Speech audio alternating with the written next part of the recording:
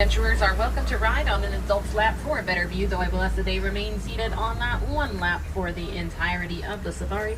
And I will also ask that you keep your voices low while we're out on safari. Just do me a favor, refrain from yelling, screaming, whistling, calling out the animals, anything like that, because that usually does the opposite of what we want, makes the animals move further away from the truck. Yep. They don't like it very much, and I have never heard hear giraffe work.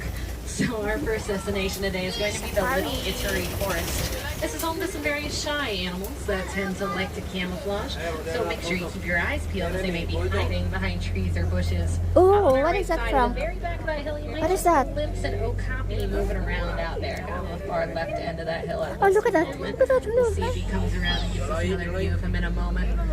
Well, you might not be feeling super photogenic. The okapi does have striped legs and a striped backside, but it is not a relative of the zebra. It's actually one of the closest known relatives of the giraffe. We know this because the okapi and the giraffe have similar skull structures and that same It's a long, zebra? dark purple tongue. Whereas just off to our right side, that reddish antelope with the horns on its head is known as a bongo. And a little further ahead, these tan antelopes are known as greater kudu. For the bongos, both the males and the females have those horns on their heads. For the greater kudu, it's just the males that have horns. So all these ones we're seeing out here are definitely all ladies. Looks like we do have one more greater kudu and one more bongo at the very tippity top of this hill on our right side. Might be able to just barely glimpse them. But also take a look to your left side, way back there at the back of the hill, you might see a black rhino way out there. And a little further ahead here as well, down in the water, these big black and white birds. Oh, got another black rhino. We also have these saddle-billed storks out here just to our left side. He might be sharpening his horn there on our left. Just a little bit. Rhinos do sharpen the horns on their faces by rubbing them on hard surfaces like tree trunks or boulders, shaping them into whatever shape they prefer. Kind of similar to how you or I might shape our fingernails We on can a see a nail lion file. here. Very similar concept there. And on our right side, we got some more bongos out here. Like I said, both the males and the females have those horns. And the horns do slope backwards to prevent them from getting caught on the dense foliage as they're moving through these forested areas that they call their home. In fact, bongos are actually nicknamed the ghosts of the forest because they're generally very shy and excellent at camouflage. So it's really lucky that we're able to see as many out and about as we are right now. We're going to hope that that luck continues as we continue on forward towards the Safi River area. The Safi River is home to some more shy animals, but in this case, instead of hiding behind trees or bushes, the animals here tend to like to hide beneath the surface of the water. So make sure you're keeping your eyes peeled for any moving rocks, as those might actually be animals. The river will start out on our right side and eventually stretch around to the left side of the path, so hopefully we'll have some good views on both sides of the truck. So first off, those of you on the right side of the truck, look back over your right shoulder. You might just glimpse a pinkish brownish blob. That's a hippo. It's a Nile hippopotamus. We're going to hope that we have some more hippos a little further along down the river that are maybe feeling a little more photogenic since he was pretty well hidden back there, submerged beneath the water. It does look like we do indeed have quite a few more Nile hippopotamuses off to our left side now, off to the left of that island. Now, hippos can hold their breath for up to about 8 minutes at a time. They'll generally spend a lot of their day submerged beneath the water, come up for a real quick breath of air, and go right back down beneath the surface of the water once again, just like that one did as I was talking. Perfect demonstration. In fact, those hippos are so dense, they'll actually sink all the way down to the bottom of the river. They will walk or even run along the bottom rather than swimming. The ones we saw there behind the island just happened to be resting in a pretty shallow portion of the river. That's why we're able to see their backs and heads resting above the water like that. Oh my goodness, a little further ahead out on our left side, you might see a little girl. She's about 11 months old. What a cutie. She's like a little potato. Her name is Greta. It's almost her first birthday in about a month.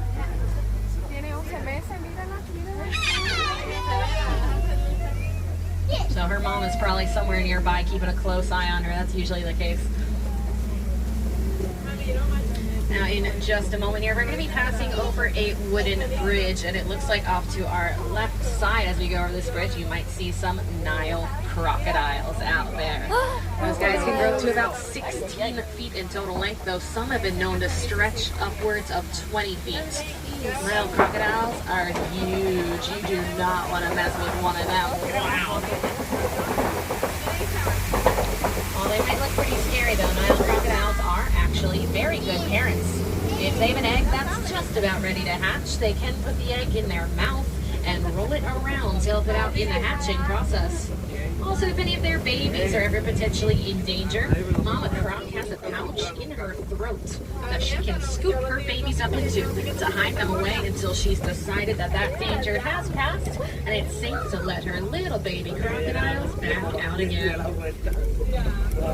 And now coming up on our right side is a baobab tree, also nicknamed the upside down tree because those branches look so much like roots pointed the wrong way. Those branches only have leaves on them 3 out of the 12 months of the year. The other 9 months are completely barren, just like you saw there, and that's to help the baobab tree retain as much water as possible in that big old trunk. And helps those branches look so much like roots since there's still leaves on them. But we are now making our way out onto the savanna. That is a big, wide, flat, open plain where we often see quite a few different species of animals milling about the area. Might start to glimpse some out there, I know I am. Though we are going to talk about each species in detail as we come up towards them. So do bear with me for just a moment here while we see what we can find out about on this savanna.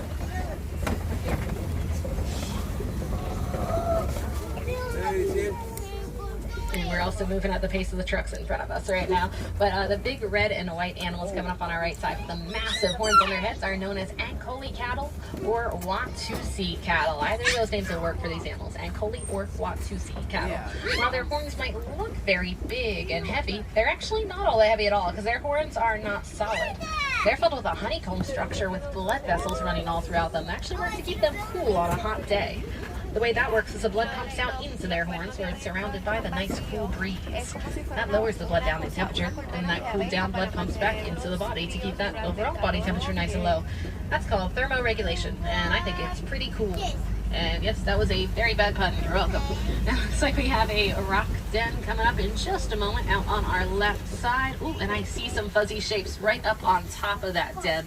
We'll see if we can swing around and get a slightly closer view, but those are a couple of spotted hyenas up on top of that den. Let's see. Is that a lion?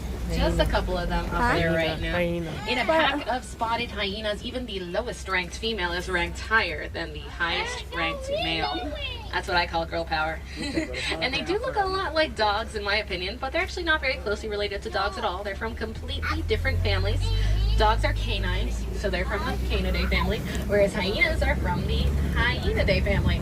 If you had to draw like a little family tree though, see who they're related to, you'd see that Hyenidae is pretty close on that tree to Felidae. Felines. They're more closely related to cats than dogs. I said that's crazy. They do not look like cats to me.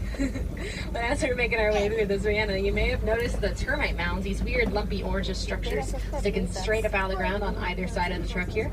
Termite mounds can become as hard as concrete in the hot savanna sun. A lot of the animals here like to use the termite mounds as scratching posts, and some of the smaller animals like springbok or gazelles will even jump up on top of the termite mounds and use them as lookout points to oversee the rest of the savanna.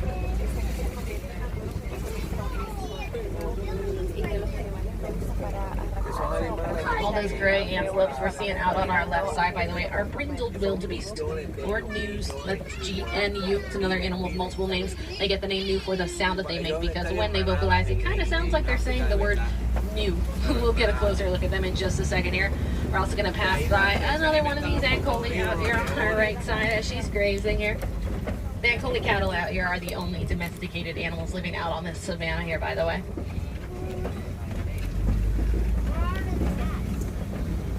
There's those brindled wildebeest / gnus out here on our right side. It might seem like there's a whole lot of them, but actually out in the wilds of Africa, wildebeest herds often number in the hundreds. That's 100, 200, 300, maybe even more wildebeest all in one herd in one area at one time. So by comparison, yeah, this is not a lot of wildebeest that we're seeing out here.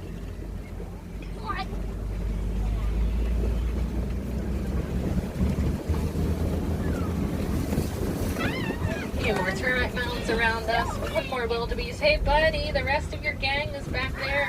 Go join them. He's all alone. Poor little guy. He's the loner.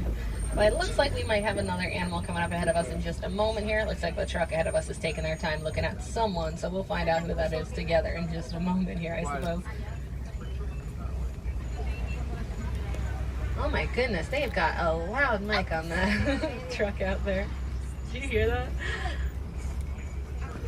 Okay, keep it moving. That's longer than 5 seconds, my friend.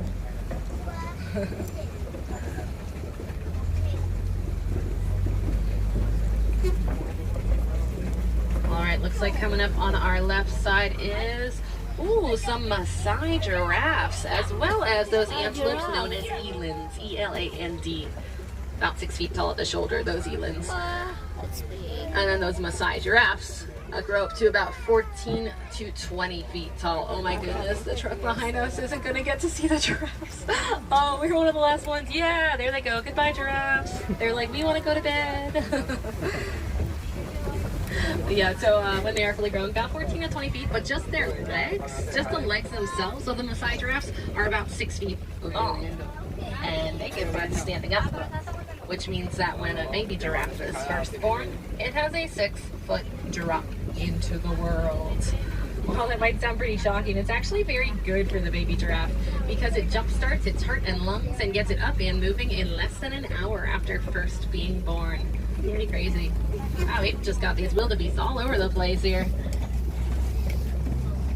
By the way, we could tell those are all Maasai giraffes that we saw out there because they had kind of a jagged edge to their spot pattern, as opposed to their cousin, the reticulated giraffe, which has a much smoother edge to all their spots. If you ever wanted to see the reticulated giraffe in person, they're actually visible out on at the savannah at Disney's Animal Kingdom Lodge. Looks like we have just wandered our way right on into elephant country. On to our left side, there's a whole herd of African elephants out there. Elephant herds like this are matriarchal, which means they're composed entirely of females, except for the baby boys. Once the males become about the age of a teenager, they'll generally go off on their own, separated from the rest of the herd, and then only return to the herd during the mating season. So those are probably all ladies out there living in a matriarchy. And we could tell they were African elephants, well, first of all, because we are in Africa right now, duh. But also because their ears are much larger than that of the Indian elephants, and their ears are shaped a little bit like the continent of Africa. So at least a little easier way of remembering that one. But it looks to me like we're about to be making our way all the way around a flock of greater flamingos, also known as a flamboyance of flamingos. And my friends, we are in luck because there are actually some newly hatched baby flamingos out on the island. Oh my goodness, how cute are they? They're like little gray pom-poms with legs. I love the baby flamingos. They are adorable. When they're first born, they are gray, as you can see there. But once they become a little bit older, their adult contour feathers will grow in. And then as they eat brine shrimp, like you might see some of the adult flamingos doing right now, tipping their heads below the water, that tasty brine shrimp is what then gives them that iconic pink coloration. Although I will say the greater flamingos are actually the lightest pink of all the flamingo species. And we do call them greater flamingos, not because they're necessarily any better than any other species of flamingo, but simply because they are the tallest species of flamingo. If you ever did want to see their cousins, the lesser flamingos in person, they're actually visible out on Discovery Island, right next to the Tree of Life. They're a little smaller, little brighter pink, pretty cool to be able to see. As we continue moving along, you might remember that more forested areas like this are often home to some animals that do like to camouflage a little bit more. So once again, make sure you are keeping your eyes peeled and keeping your head on a swivel, and we'll see if we can spot anyone else out here around us.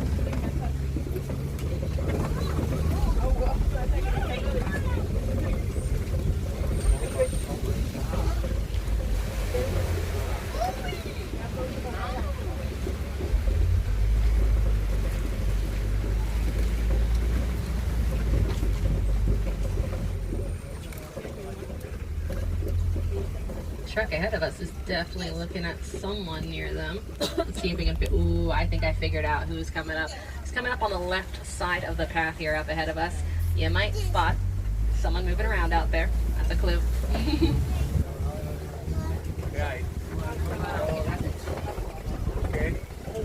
There's a couple of cheetahs on the far right end of that hill out there. It's very lucky to see a cheetah on the move like this because they generally spend a lot of their day at rest, conserving all the energy they can for when they need to move in a big burst of speed all at once. A cheetah can go from standstill to 60 miles per hour in only about 3 seconds. So for any of my friends here who've ever ridden the Rock and Roller Coaster at Hollywood Studios, that's actually the launch speed. You go from 0 to 60 in 3 seconds. So those crazy G-forces you feel are actually the exact same experience by the cheetah anytime they decide to run. Of course, they can only maintain that speed for about the length of a football field, so she better hope she catches her prey before she tires out. Now this structure of rocks on our left here is known as a kopje. That's spelled Kopje. Not at all how I would think to spell the word kopje. But oftentimes we do see some more animals up here lounging around, sunbathing. Usually has a spot to overlook the rest of the savannah. So we can certainly keep a lookout as we make our way around the kopje, see if we can find anyone lying up there, maybe taking a cat nap. But I will say we do have, oh my goodness, never mind. She's on the move. There's this brown antelope out here known as a water buck. She was like booking it. I don't know why. You might see she has this white ring on her back side that actually does serve a purpose. When it is really, really late at night, it can get really, really dark out on the savannah, and that makes it hard for baby waterbuck to see mom and dad. So they have that white ring on their backsides that stands out even in the darkness, acts like a target. So baby waterbuck knows exactly which direction to walk. There's one more waterbuck on our right side, two more waterbucks, as well as little brown antelope known as a bontebok. And these are very brave little antelope because, as you may have already noticed, up ahead of us, out on our left side there's a trio of lions up on that kopje. We'll see if we can get a closer view of them. The lions do spend about 16 to 20 hours of the day at rest, which honestly is the kind of life I want to live. That sounds wonderful. They're mostly nocturnal. They do their hunting at night. It's actually the females who are the breadwinners of the family. He's standing up. The lionesses are the ones who go out hunting to bring back food for the rest of the pride, while it's dad's job to stay behind, guard the territory, and watch the kids. So that does mean that in a pride of lions, we do have working moms and a stay-at-home dad. They are living in the 21st century. Isn't it dangerous? Now we'll see what other animals we can find out here as we continue moving along on our safari. Not really seeing anyone at home over here. So we might catch a glimpse of those antelopes once again, the waterbuck and the bontebok out on our right side, just as we move right on by. Yeah, a little brown one with the horns on his head. He's the bontebok. And he's actually a really interesting animal because at one point in time there were only 17 bontebok left alive in the wild. There was a farmer in Africa who realized this. Oh, by the way, ostrich eggs out on the ground to our right. There was a farmer in Africa who realized that there were only 17 bontebok left, so he reserved a part of his land for that herd of bontebok. And believe it or not, because they are protected, their numbers are now back to booming, which really just goes to show what the impact of just one person can accomplish. I think that is such a cool story. It's wild to me. But in just a moment here, we're going to be making our way over towards the Magadi Glen. This area is home to our warden's post, so maybe we'll be able to stop by for just a quick visit to say jumbo to our reserve warden out there.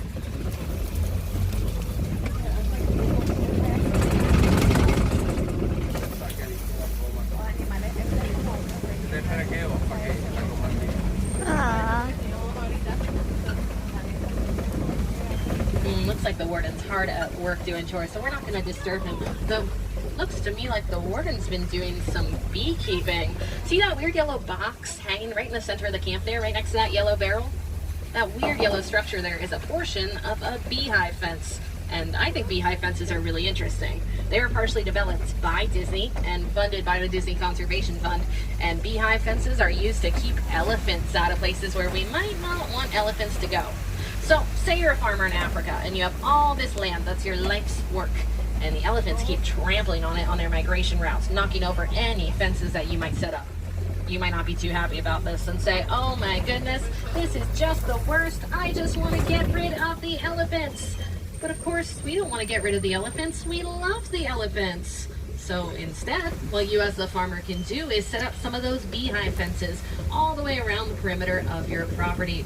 The elephants will come by on their usual migration, but then they'll bump into those beehive fences and set them swinging. That's going to get the bees buzzing and flying around their beehives, and then the elephants will go, oh no, I don't want to be here right now. I don't feel like getting stung today. So they will back off and tell all their elephant friends to back off as well. In fact, research here at Disney found that the elephants have a specific sound they make that means there are bees. Let's get out of here. So they will get out of that area. They'll go safely around your property. Your crops will remain safe for harvest. And to top it all off, you can sell the honey. That's what I call a win-win-win. And that's called the Elephants and Bees Project. For anyone who may be wondering, I personally think it is a very cool initiative. Now, unfortunately, friends, we are now nearing the end of our safari together, though you all have been absolutely wonderful today. I'll be bringing us up to the unloading dock as soon as I'm able to do so, but as you might notice, there is a little bit of a backup here to get just up towards that dock. So I do appreciate your patience in the meantime while we do wait our turn to move on up. Looks like there is one truck moving on up right now that's going to do their unloading. One more truck in front of us that's also going to need to unload, and then we'll be able to take our turn with that unloading process. Now, I will say, once we're unloaded, you'll probably have about half an hour left to enjoy whatever other attractions and things you do want to do here at Animal Kingdom. Unfortunately, Kilimanjaro Safaris is literally just about to close. Right at 7:30 is when those gates shut. So unfortunately, I think this may have been your last spin